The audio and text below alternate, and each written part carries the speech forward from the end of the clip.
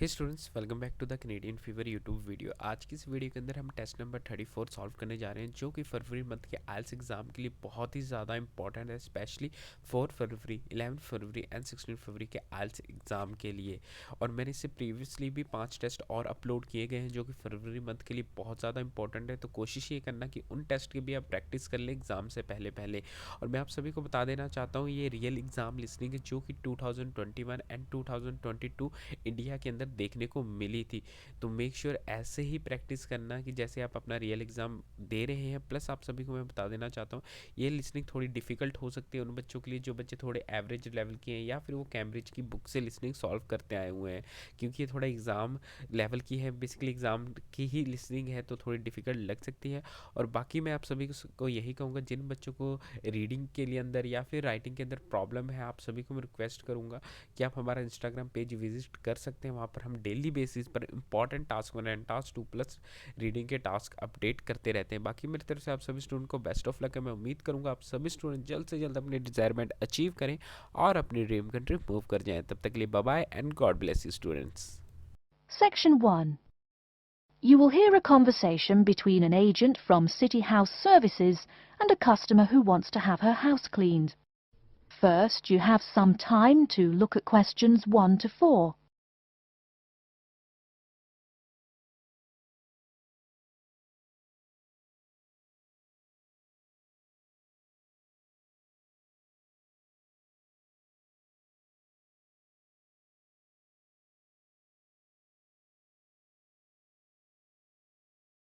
You will see that there is an example which has been done for you. On this occasion only, the conversation relating to this will be played first.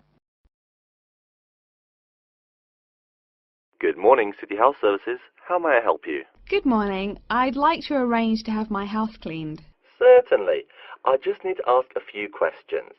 First, could I take your name? Yes, it's Barbara Hill. The woman says that she is Barbara Hill, so Barbara Hill has been written in the space. Now we shall begin. You should answer the questions as you listen, because you will not hear the recording a second time.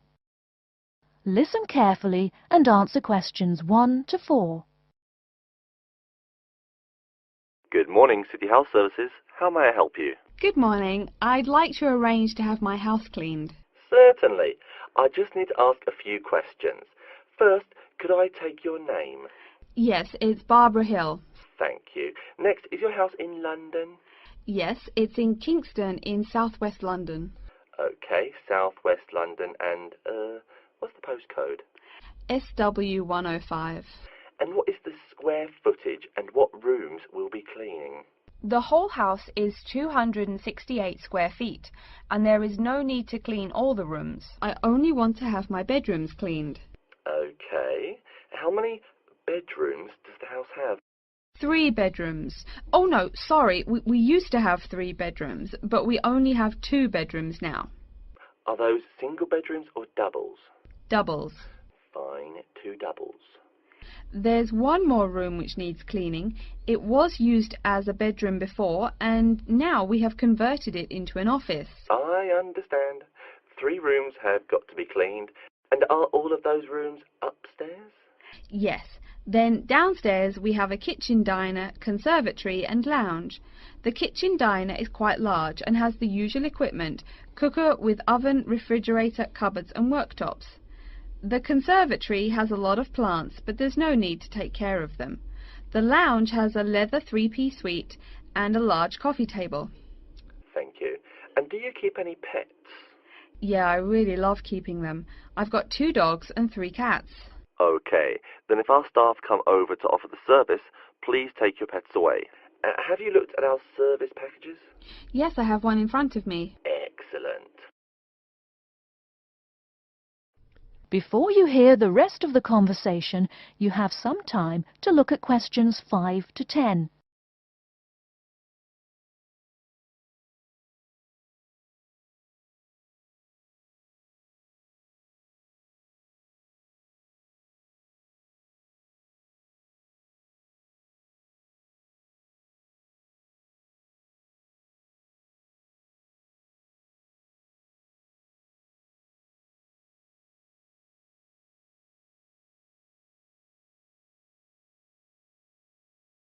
Now listen and answer questions 5 to 10. Any extra services you need? Switching bed linen, work in the garden, clean the glass in the conservatory, that kind of thing? No. Actually, replacing the bed linen, yeah, that would be good. No problem. I'll just make a note of that. How about curtains, mats and carpets? What would you like us to do with those items? The curtains. I'll have to think about that. I think we should have the carpets cleaned really well every quarter. Mats can just be done with the laundry. Of course. How about clothes? We can have our staff wash and iron them, or we can have them taken to a dry cleaner. Washing and ironing. No, just ironing. That'll be okay. Okay, fine. I know quite a bit about what you want now. I should let you know that we're located on 12 Amy's Road. That's A-M-Y-E-S. And we work on from Monday to Sunday except Tuesday and Wednesday. Could you let me know when is convenient for you? Next Friday. No. Oh, that's no good. My son invites his friends over in the afternoon that day. Perhaps next Thursday or next Saturday? Let me check. Okay, next Thursday. When is it convenient for us to come over and provide the service? Is it okay if we come in the morning? Or we may come in the afternoon. It depends on your schedule. I'm okay with any time. Just give me a call to let me know you're coming before you arrive. Sure we will. By the way, how long will it take for the service?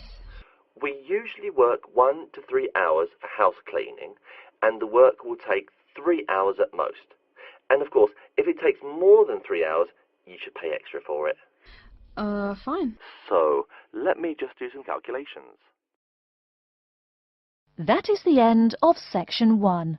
You now have half a minute to check your answers.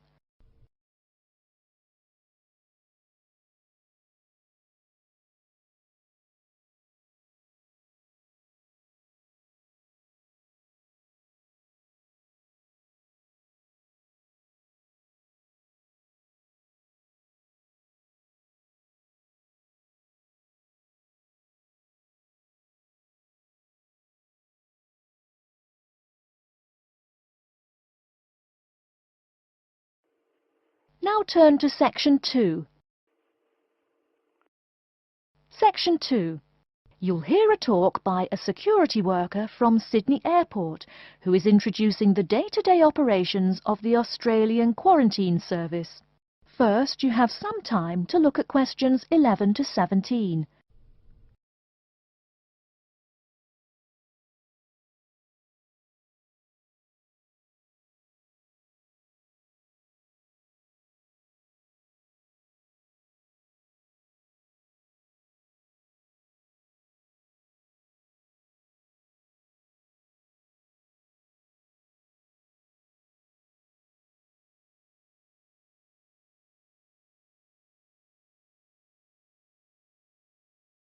Now, listen carefully and answer questions 11 to 17. Hi everyone and welcome to Sydney Airport. Today I'll be giving you the inside information on the day-to-day operations of the Australian Quarantine Service here. We hope to provide you with a better understanding of why such heavy security regulations are necessary by educating you on how we operate and why we do the things we do. We're not here to try to persuade you to fly through Sydney Airport, though we hope you'll find your experience relatively stress-free and comfortable. First things first, our personnel. Can anyone guess how many people work at Sydney Airport? We have 200 alone working in Terminal 2, so can you guess how many in the whole airport? I heard someone say 360. That's getting closer. What? Did someone say 2,000? That's way too high. Sydney Airport actually employs 440 people. A lot, right? And about half of those employees work in security-related matters. Moving on to our not-so-human employees, let's come and see our favourite pooch, Milton. Milton is our best drug-sniffing dog on the force. He's friendly to most people. You can even come pet him at the end of our tour. Burnouts, beware though. He'll find everything.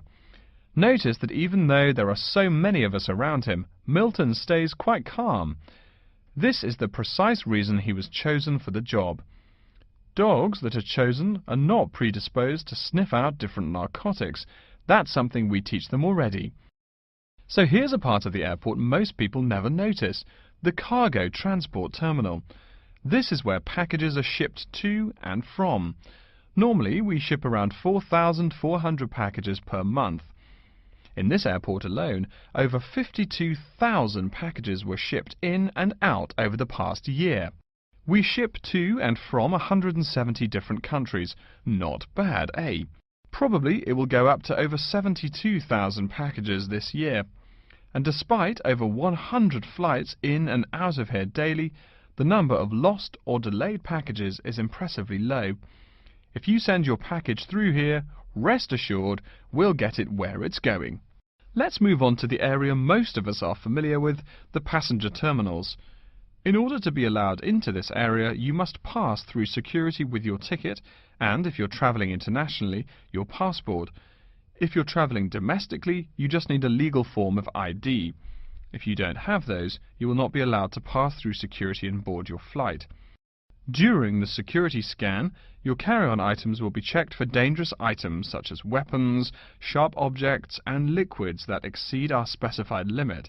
If you attempt to pass any of the prohibited items on this list posted at the entrance, you are still allowed to board the plane, but you'll be given a warning and your item will be confiscated. Don't worry, we will not arrest you for having too much shampoo in your bag or anything like that. We also search your carry-ons and parcels for any perishable items. We prohibit the transportation of local vegetation and prohibit parcels containing any insects in them. You may or may not have learnt about this in biology class, but when some plants are introduced to a new environment, they spread wildly and wipe out the current species around it. It is important to control the introduction of new plants into an ecosystem, so we must prohibit the transport of any fertile seeds. So what happens to parcels containing possibly suspicious items? It's of course something we do not take lightly here. If an object passes through the scanner that appears suspicious in any way, it is separated out for manual search by a member of our trained security personnel. If an illegal plant or simple sharp object like a pocket knife is found, it is simply disposed of in our biohazard waste containers, and the package itself is returned to the sender, or passenger if it is for a passenger flight. More serious weapons are reported to higher authorities for investigation. Before you hear the rest of the talk, you have some time to look at questions 18 to 20.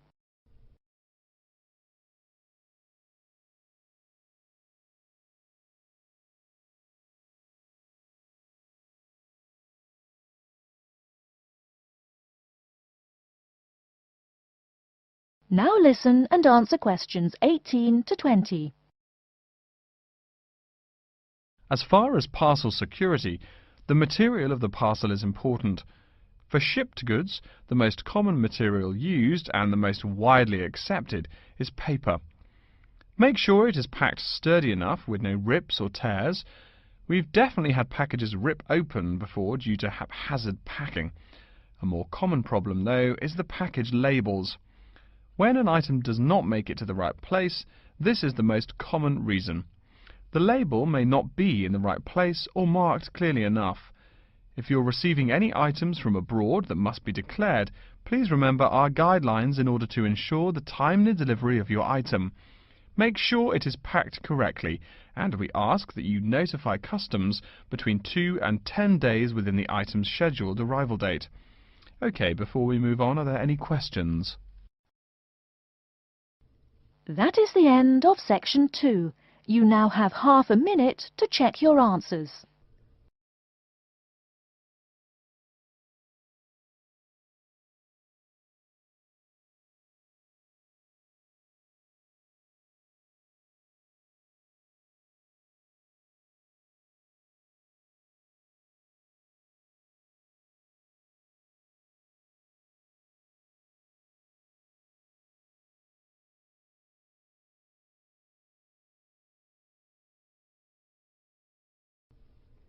Now turn to Section 3.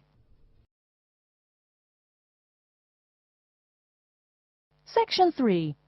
You will hear a librarian called Adam Smith talking to the students about how to use the facilities in the library. First, you have some time to look at questions 21 to 26.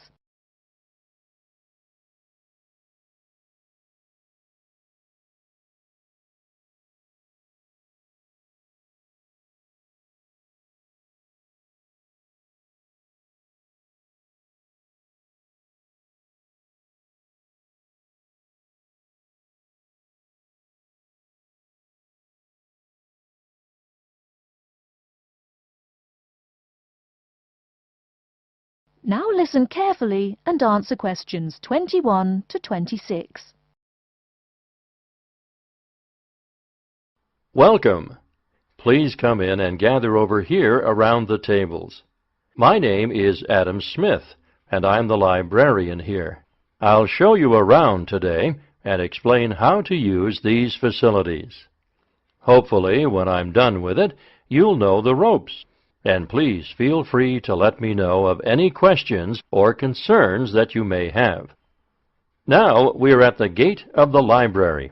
Upon entering into the door, you'll find that the restrooms are on your left-hand side, and opposite them is a photocopy room.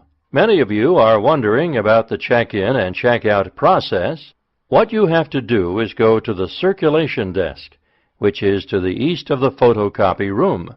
The reading room is a really large area in the center of the library, just to the north of the circulation desk. I'm sure you won't miss it. If you're here to do research, this is where you should bring books to look through.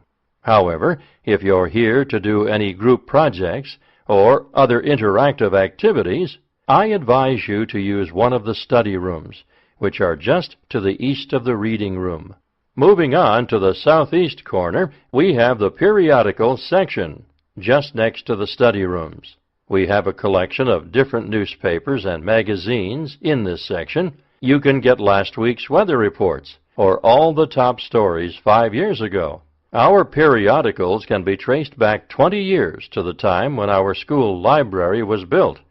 Our first question. Yes. Can we check out magazines from the library? I'm sorry, but you cannot take any periodicals out of the library.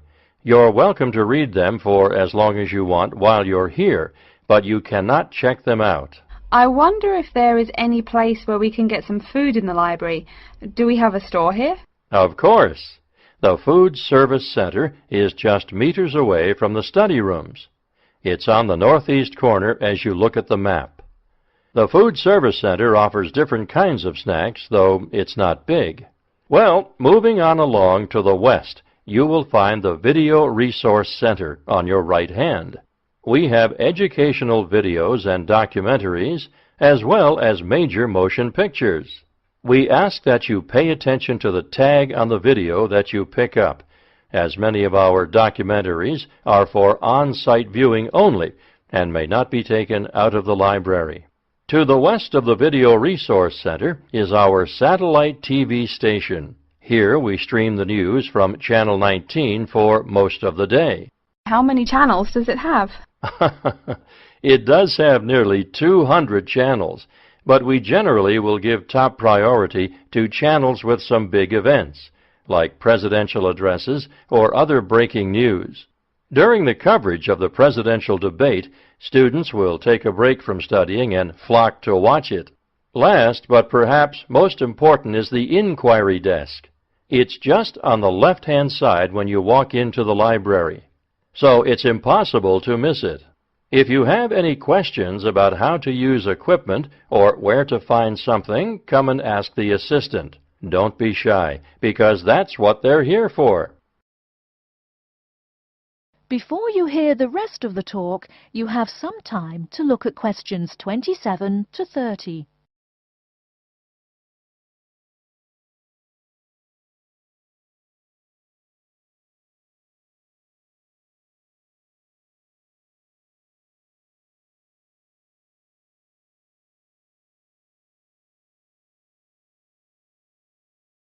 Now listen and answer questions 27 to 30. Speaking of questions, one of the questions we get asked is how to actually check out a book once a student has picked one out. If it's a fiction or non-fiction book, look for the pink and yellow checkout card inside the back cover of the book. You can also find information about the book on these cards, including its publishing date, genre, ISBN, and a log of dates it's been checked out before. Present this card to me or any library assistant, and we'll stamp it, and then the book can be kept for 3 weeks. You can find general information on a field of study by using one of our subject guides. We have them on paper here, but any of our computers will allow you to search within fields as well. What if the library doesn't have a resource we're looking for? Great question. I'm going to address that. Our library is a network with a number of other universities in the area. So if there is something you're looking for and it's available somewhere in the area, we'll be able to get it for you. However, there are universities which are not part of the network, so we do not share resources with them. If you want more information about the library and its resources, you'll find it in a labeled blue folder on my desk in the Enquiry section. Okay, so that's a lot of information all at once, and I don't expect you to remember it all. The most important thing is please be respectful of the staff, and if you need help with anything at all, come and ask me or one of the assistants. All right, any questions? That is the end of section 3. You now have half a minute to check your answers.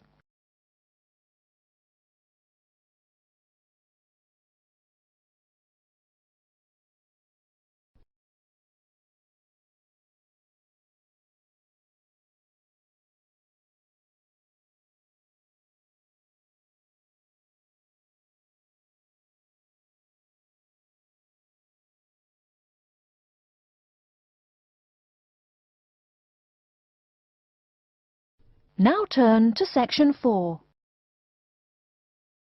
Section 4. You will hear a lecture about Crocodylus niloticus and its living habits. First, you have some time to look at questions 31 to 40.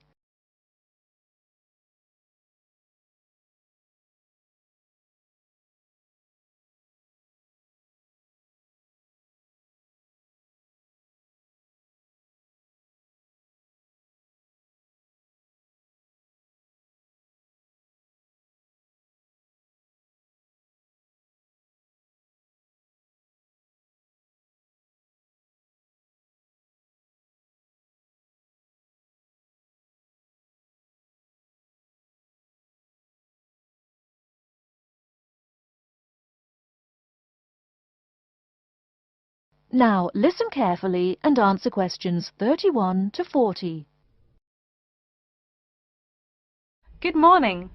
Today we will continue our study of Crocodylus niloticus by talking about its living habits. We've already discussed the evolutionary attributes that set it apart from its crocodile relatives. Does everyone remember that? Yes, it has an extremely narrow snout and 3 or 4 rows of protective scales on its back, as compared to 2 rows on other members of the Crocodylus genus. Let's take a look at how these carnivorous man-eaters live, where they live, and finally, whether they really deserve their vicious reputation. To start, I'd like to address a great question posed to me by a student during yesterday's office hours. We talked about the distribution of crocodiles in Africa and saw that they are highly concentrated in the south and west of the continent. This student noticed that on the map displaying the distribution of crocodiles across Africa, there were no crocodiles in the northern region, and found no mention in the literature of the existence of crocodiles in the north of Africa. Why might there be no crocodiles in North Africa? Let's save this question for later in the lecture. To find out more about the social habits of the African crocodile, one researcher named Tara Shine of the University of Ulster in Northern Ireland conducted a survey of the wetlands in Mauritania and received reports of 46 crocodiles living in one group or float as we say when referring to crocodiles, though the usual number is a little less than half of that. In general, crocodiles are more highly concentrated in wet subtropical environments near bodies of water and rich vegetation. While South American crocodiles thrive in cool rainforests, the African crocodile is more equipped for heat. Though they can survive at the hot temperatures found in some deserts, they are not equipped to handle dry climates and thus cannot survive in places like the Sahara Desert of North Africa.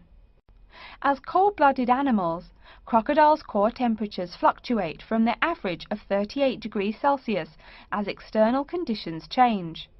Thus, they need to avoid extreme temperatures. Others live an underwater life, keeping a body temperature close to that of the water.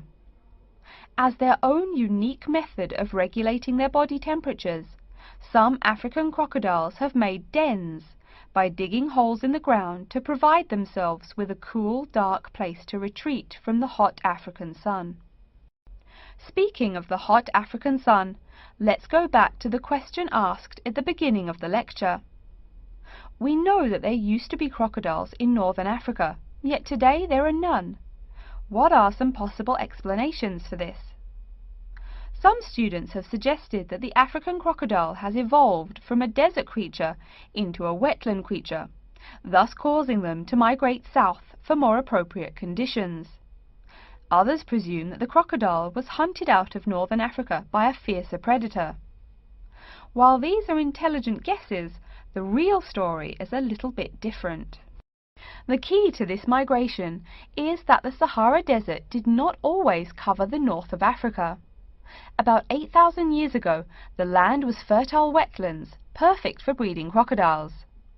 Over time, though, the area dried out and the wetland slowly turned to desert, leading the African crocodile to migrate south to the marshlands they call home today. Some crocodiles did, however, adapt to living in dry conditions. In Mauritania, some crocodiles have learned to survive in an area where they can go up to 8 months with no water, by spending the driest of times in what's called a torpor, or short period of hibernation. To utilize every bit of rainfall, these desert crocodiles dig underground caves that collect runoff, thus staying cool and hydrated. During the mating period in November and December, males attract females to their viciously protected territory through a number of behaviors that range from snapping their jaws all the way to sending infrasonic pulses through the water. Afterwards, the female digs a hole up to 60 centimeters in depth to store the eggs for an 80-day incubation period. The female protects these eggs during the period, and sometimes even helps crack the eggs with her snout at the end. These teeth-gnashing carnivores are softer than we think. Although these vicious creatures have attacked humans on a few occasions, the residents are not afraid of them. In fact, they show a great deal of reverence towards these wondrous creatures. Some say that crocodiles bring water to their habitat, so if they leave, they will bring the water with them. Obviously this is not true, but it demonstrates the admiration the inhabiting people have for crocodiles. Generally, crocodiles do not predate on humans. They attack when humans populate the crocodile's habitat, instilling fear and uneasiness in the crocs. Like any other species, crocodiles are known to attack when feeling fear. There's still a lot more to be discovered about the African crocodile. Researchers want to know more about the population size, how many crocodiles inhabit Africa in all, how they form separate floats, etc. There is still also much to learn about migration patterns and relations to other populations of crocodiles now found in other parts of the world. Next time, we'll examine a few specific case studies of crocodile populations in southern Africa. That is the end of section 4. You now have half a minute to check your answers.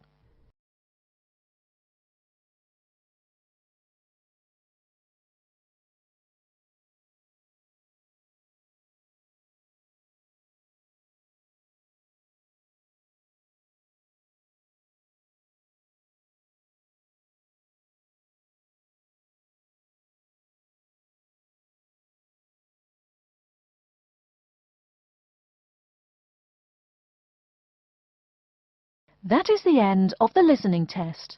In the IELTS test, you will now have 10 minutes to transfer your answers to an answer sheet.